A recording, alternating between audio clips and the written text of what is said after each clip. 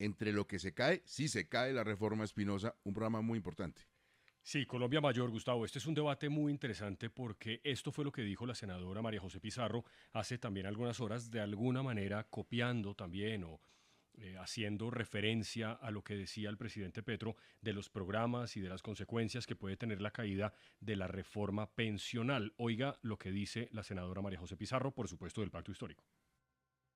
Pues yo creo que el llamado está hecho hace mucho tiempo, son los millones de colombianos, estamos hablando de más de 3 millones de adultos mayores que se quedarían sin la posibilidad de garantizársele una pensión que en últimas está consagrado en la constitución de nuestro país, que no es un asunto de caridad, que es un asunto de justicia, es un derecho fundamental que debería ser garantizado, pero además la posibilidad de que todos los adultos mayores en el futuro puedan tener un mínimo de dignidad en la vejez. Así que le corresponde a los colombianos y a las colombianas defender sus derechos fundamentales.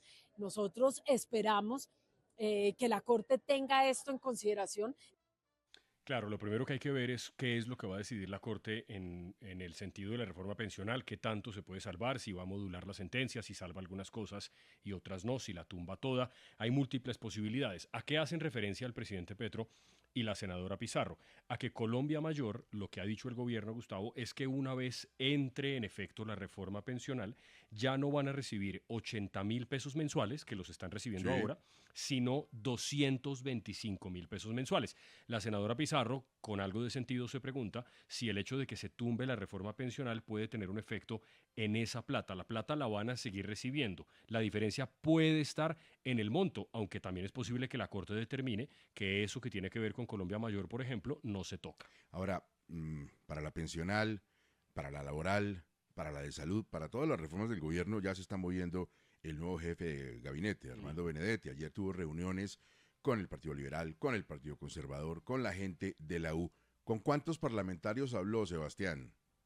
Gustavo, según las cuentas entregadas por fuentes cercanas a Benedetti, serían más de 50 los senadores y representantes que habría recibido en la Casa de Nariño en las últimas horas, cerca de 40 congresistas liberales y godos y 17 en total de la U. En estas reuniones también estuvo la directora encargada del DAPRE, Angie Rodríguez, y el objetivo fue el mismo: presentar a los parlamentarios la agenda del gobierno con las prioridades para este año, dejar también expuesta una intención de querer llegar a consensos y así intentar asegurar los apoyos alrededor de las reformas sociales. Aunque distintos congresistas confirmaron estos encuentros, llama la atención, Gustavo, que pidieron varios de ellos no ser mencionados. Y es que esta agenda de Benedetti se da mientras el presidente Petro, por su parte, considera que las reformas están estancadas en el Congreso y que la mayoría en el legislativo no está interesada en votar favorablemente por ellas. No en vano ha venido amenazando con publicar las votaciones de los congresistas partido por partido que se opongan a su agenda. Espinosa, hablábamos con el ministro Sanguino sobre la situación del Partido Verde.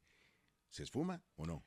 Se esfuma, Gustavo, o por lo menos se divide. Eso es lo que va a ocurrir hoy. Yo lo había contado la semana pasada que en el viaje del gobernador Amaya, el gobernador de Boyacá, a los países del Golfo con el presidente Petro, Que le habló ahí al oído, ¿no? Y exactamente. por eso lo va a llevar a Villadela a la cumbre. También es verdad, porque el hombre más importante hoy de un segmento del Partido Verde es Carlos Amaya. Carlos Amaya logró un ministro de Trabajo, el doctor Sanguino, con el que hablamos hace unos minutos en Caracol Radio, también la nueva directora del ICA, la gerente del ICA, que estaba en encargo y ya ahora se lo han dado en propiedad. En fin, y el Partido Verde, lo que va a pasar hoy, Gustavo, es que un sector del Partido Verde que no quiere hacer parte del gobierno, Catherine Miranda, Catherine Jubinao, la senadora Angélica Lozano, hay varios más, van a anunciar públicamente que se van a separar, se van a escindir de esos del Partido Verde que sí seguirán siendo gobiernistas. Yo no sé eso en la práctica cómo funciona, porque el partido sigue siendo, a ojos de la ley, uno solo. Uno se declara en independencia, los otros son de gobierno,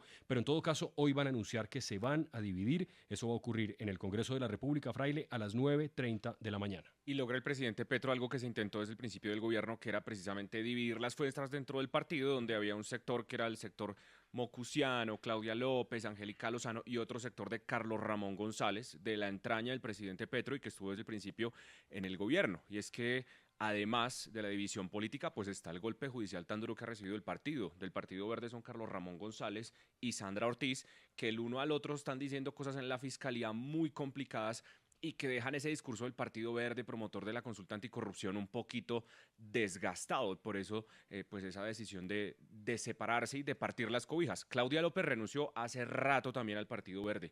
Entonces, hay que ver cómo va a ser esa función dentro del Congreso y cómo van a trabajar. ¿Cómo se sintió la relación Sanguino-Claudia en la entrevista que le hicimos al nuevo ministro del Trabajo hace unos momentos, Fraile? Muy diplomático, el ministro dice, mire, con el presidente Petro tengo afinidades desde hace muchos años, hemos dado muchas batallas políticas y ahora es mi jefe. Claudia es mi amiga personal, no tengo que conversar con ella las decisiones que tomo en materia laboral y con ambos voy a seguir llevando la misma relación que llevaba antes. Pero esto va a ser muy complejo, Gustavo, ahora que se viene la campaña, porque como le dije también al ministro, el tono de Petro con Claudia y de Claudia con Petro es cada día más y más incisivo. Sí, ayer hubo otro trino de Claudia, duro y contundente Bastante contra fuerte, el sí. presidente de la República. Vamos a ver en la política si es flexible y más adelante vemos una reconciliación. 6 de la mañana, 13 minutos. Ha movido, como ustedes saben, todo el escenario político el asunto de la lista entregada a la Fiscalía por el señor ministro de Comercio alrededor de lo que sería una serie de peticiones de mucha gente. Lista que, entre otras cosas, tendrá que ser verificada de una manera muy sencilla más allá del escenario del delito. Si estas personas pidieron estos puestos, las personas que habían recomendado están o no están en los puestos. Porque, como decíamos ayer, una cosa es hablar, otra cosa es después de hablar o recibir presiones, terminar nombrando a alguien.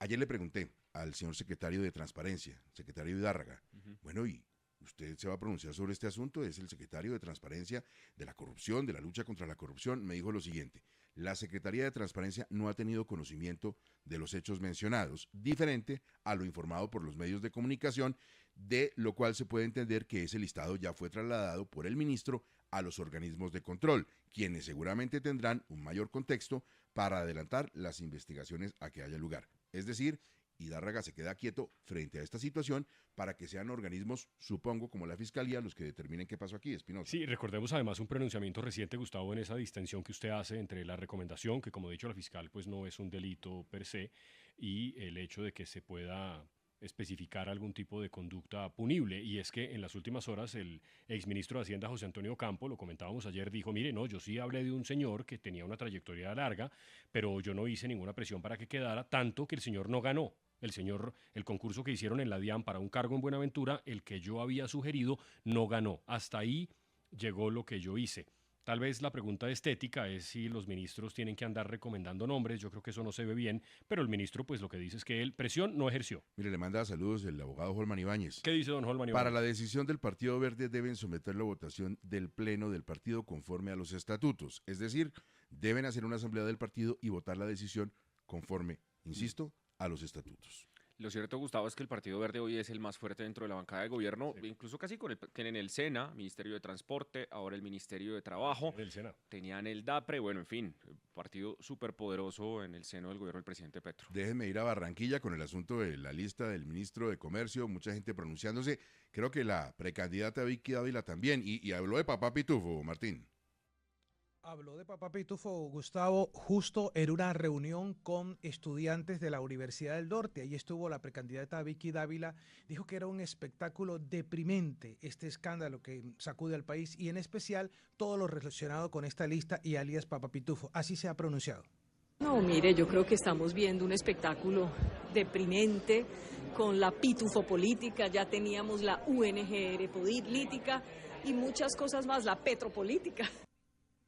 También se han pronunciado varios congresistas de la bancada Caribe, entre ellos Alfredo de Luque de la U, quien dijo que esa es una cortina de humo porque él es opositor y no ha pedido ningún tipo de cargo en la DIAN. El senador Antonio Correa del partido, también de la U, afirmó en un comunicado que va a denunciar y que él además ya había denunciado las alianzas entre el narcotráfico y lavado de activos en los puertos de la costa Caribe.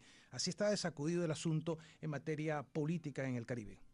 Martín, muchas gracias. Ahorita hablamos de la llegada de Shakira, que fue en la noche para cumplir sus compromisos de concierto con los colombianos, arrancando en esa queridísima ciudad. En Putumayo y en Nariño ayer hubo unas manifestaciones públicas un poquito preocupantes, Fraile. Muy grandes, Gustavo, pues las autoridades contaron más de 13.000 personas que salieron a manifestarse en, ya le voy a decir, varios municipios, porque la verdad lo que sorprende no son los municipios, sino ¿Por qué estaban marchando? Estamos hablando de Tumaco, Barbacoa, Roberto Payán, Magüí Payán, Valle del Guamués, Orito, San Miguel, San José de la Fragua, Puerto Asís, Villagarzón y Puerto Leguízamo en el Putumayo.